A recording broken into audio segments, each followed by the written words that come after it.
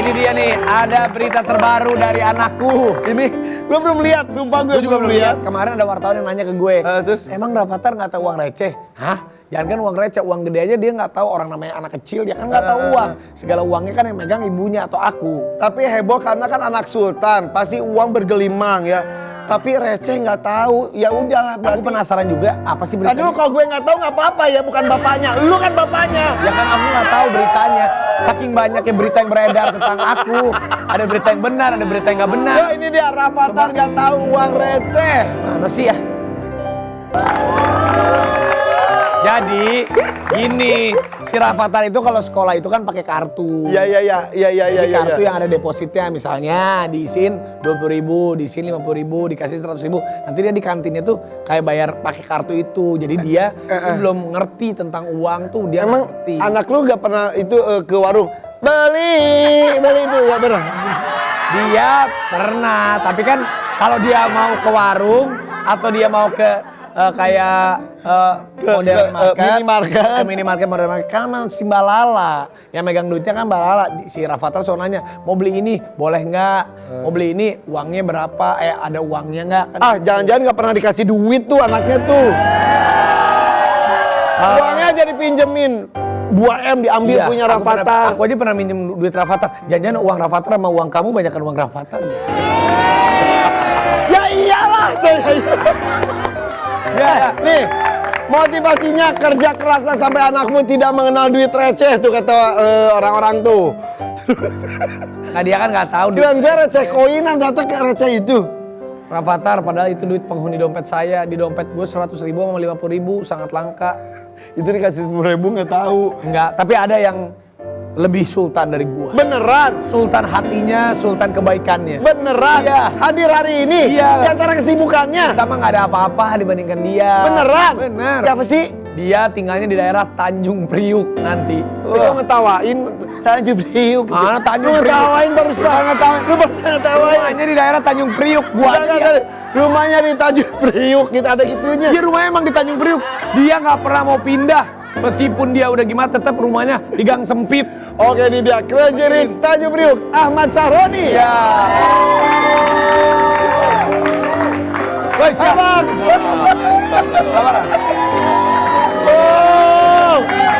Wah, lihat dong. Ini kejadian langka. Jarang banget Pak Ahmad Sahroni itu mau dihadirkan di talk show di tengah-tengah kesibukannya. Iya. Makasih Bang Roni. Terima kasih. Oke, sampai jumpa. Halo, gimana Sob? Baru mulai. Sampai jumpa. Tapi kalau aku lihat dandanannya Bang Sahroni itu mirip siapa coba? Siapa? Tony Stark. Oh iya bener. Iya kan? Iron Man banget. Will Smith. Will Smith. Oh, Will Smith. Tapi Iron Man banget juga bener, di rumahnya kan ada Iron Man gitu. Rumahnya Iron Man banyak banget. Itu tempat tidurnya atau dibuka tuh, wit terus tidur gitu. Lu udah pernah tidur di rumahnya? Ah, ketahuan.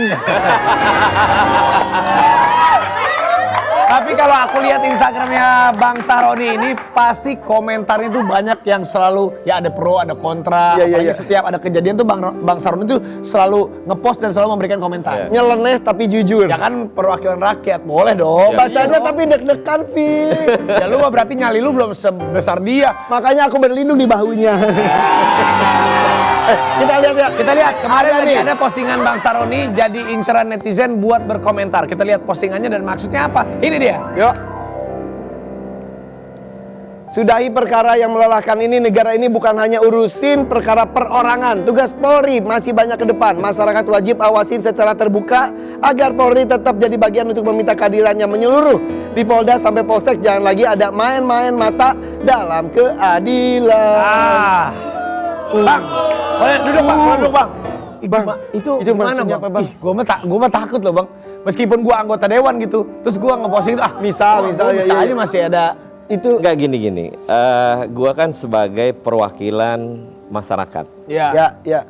dan mesti berguna untuk menyalurkan aspirasi. Betul. Tapi dalam aspirasi ini kan bukan karena faktor sedang isu yang sedang merebak.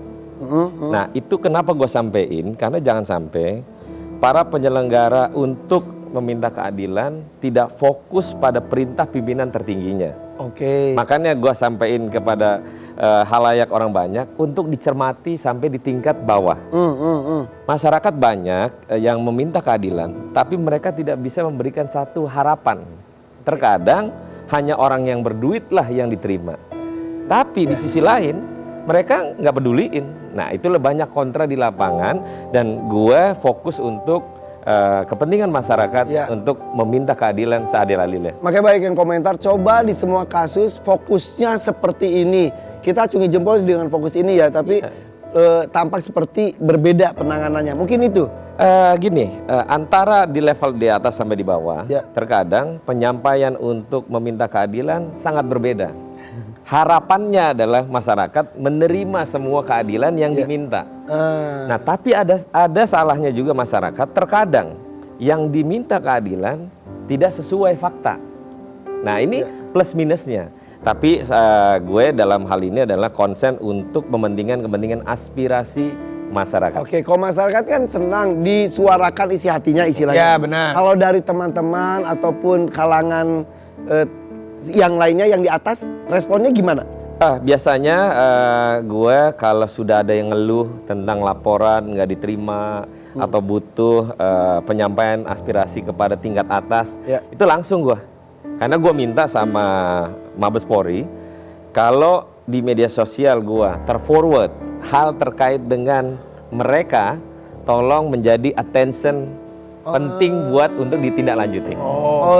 Jadi secara gentle juga ngomong. Gue udah ngomong ini loh tentang kita. Jadi yang Bang Saroni lakukan adalah Instagramnya Bang Saroni ini sosial medianya sebagai perwakilan untuk memberikan aspirasi dari masyarakat.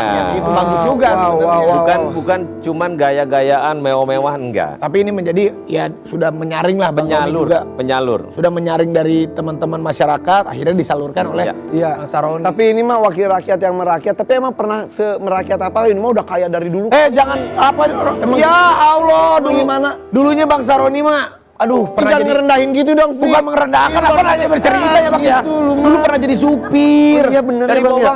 From zero to hero. Oke, kita lihat tayangannya ya. Kita lihat ini dia. Jangan pernah merendahkan orang lain karena kita nggak tahu besok dia jadi apa. Iya betul. Berarti pernah direndahkan juga. Sangat. Sangat. Terutama di keluarga. Dulu. Contoh. Keluarganya masih ada yang udah meninggal, tapi kebanyakan masih ada dan tahu situasi pada saat gua memang di level di bawah. Tapi gua nggak pernah dendam, biasa aja dan itu menjadi pembelajaran ilmu kehidupan. Apa itu yang menjadi motivasi? Oke, gue direndahin, gue suatu saat ada gitu nggak sih dulu tuh? Enggak, jadi dulu cuman berdoanya adalah ya Allah jadikanlah gua orang kaya yang punya manfaat buat orang banyak, buat orang tua, nenek, kakek, om, tante dan sekeliling gue. Orang yang membutuhkan. Doanya itu aja. Doanya itu aja, orang kaya. Tujuannya tapi untuk membantu. Untuk memberikan manfaat banyak orang. Tapi bener tahu kalau kita berdoa itu jangan ya Allah semoga saya jadi orang sukses, jangan hanya segitu ya. Ya Allah jadikan saya orang sukses, jadikan saya orang kaya, saya bermanfaat, sedetail-detailnya itu kita minta sama Allah. Bener itu. Tapi sekarang sudah kaya, sudah berubah dalam waktu yang cukup singkat lah. Pencapaiannya panjang sih. Enggak, tapi pencapaiannya tuh emang robot trading. Karena ada hubungannya dengan istilah crazy rich. Itu yang ngasih nama awalnya siapa, yang Tanjung Priuk itu? Bukan gua. Jadi lu kan ngumpulin teman-teman lu kan? Pertama kali gua dijulukin crazy rich di Republik ini ya, ini orang tuh. Bukan, jadi gini waktu gini-gini, enggak ada gini-gini, pokoknya barulah muncul crazy rich Surabaya, Bali, Medan. Jadi dulu tuh ada serial namanya Crazy Rich Asia. Ingat gak? Iya. Lagi rame banget. Gue mainlah ke rumahnya Bang Saroni. Iya. Akhirnya waktu itu bikin judul apa ya?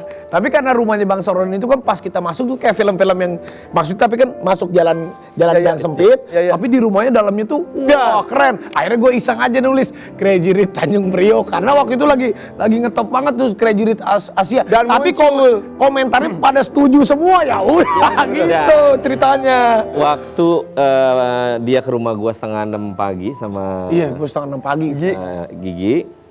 Sebelumnya ketemu di Jepang, sarapan bareng, dia ngomong, Bang Roni, gua nih sekarang nyari duit di YouTube. Gua nggak ngerti dulu YouTube.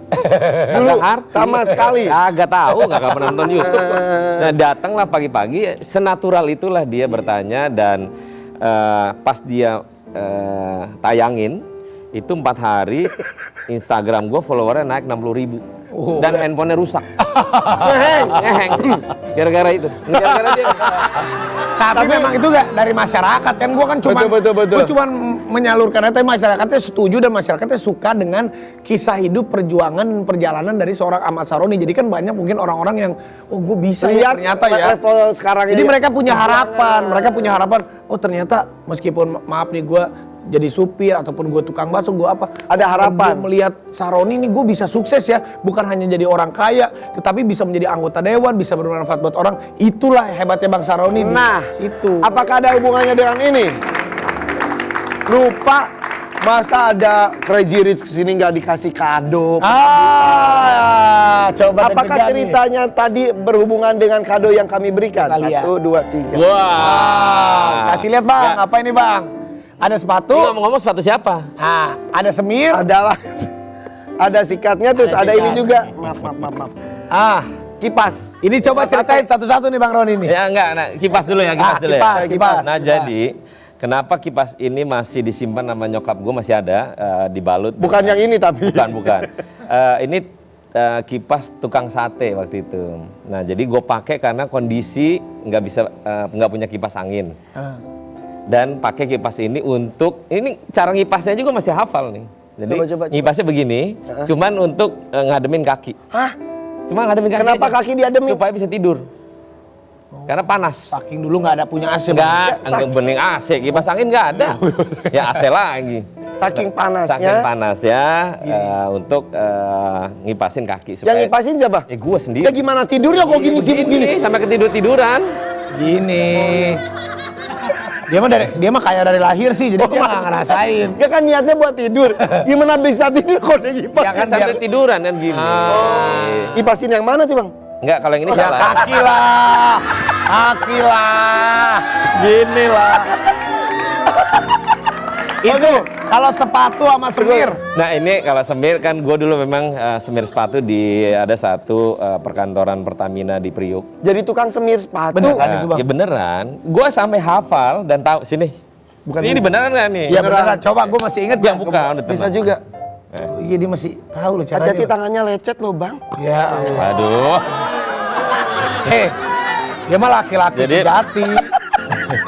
Ini sebenarnya ada yang kurang. Apalagi? Oh, itunya. Bilas. Oh, dibilas dulu. Oh, Ini beneran nih. pakai beneran tangan, nih, beneran. tangannya dia loh. Iya bener. Serius. wow. Ini nggak mau. Oh udah gitu ya Bang ya? Ya memang. Gue aja belum pernah loh seumur hidup. Beneran Bang? Iya. Ini orang kaya belum sempurna ini. Iya. Gue belum. Gue belum pernah loh. Bang Saroni hebat banget dia. Tapi gue baru tahu juga kalau pakai. Emang iya. Iya gue boleh. Karena pakai tangan nanti baru kita gosok, sikat, Abis gitu baru dibilas. Kau dulu ingat gak Bang? Waktu nyemir-nyemir itu dikasih duitnya berapa Bang sama orang Bang? Iya tuh langsung. Oh iya. Langsung. Ini hasilnya. Lu waktu semir-semir dikasih duitnya berapa Bang? Ya dulu cuma 100 perak kali ya. Hah? Tahun berapa itu? Tahun berapa? Tahun 94 ya, 93 lah. Terus waktu jadi sopir lu dikasih gajinya berapa Bang? Supir nggak digaji. Hah? Oh gimana sih? Jadi ikut aja supir, nggak tahu gajinya berapa. Karena gua dulu prinsipnya kerja dan menghasilkan berapapun uang yang gua dapat, gua terima aja. Cuy. Celah. Gua tahu nih. Tamu harus dilayani lu. Nggak ada. Perasaan ini udah 1 bulan lebih acara belum ada nih tamu yang digini nama lu. Baru Saroni doang. Ya udah abis ini kita akan ngobrol-ngobrol lagi, masih banyak cerita yang lebih mendalam tentang Ahmad Saroni. Tetap di FYP For Your Pagi.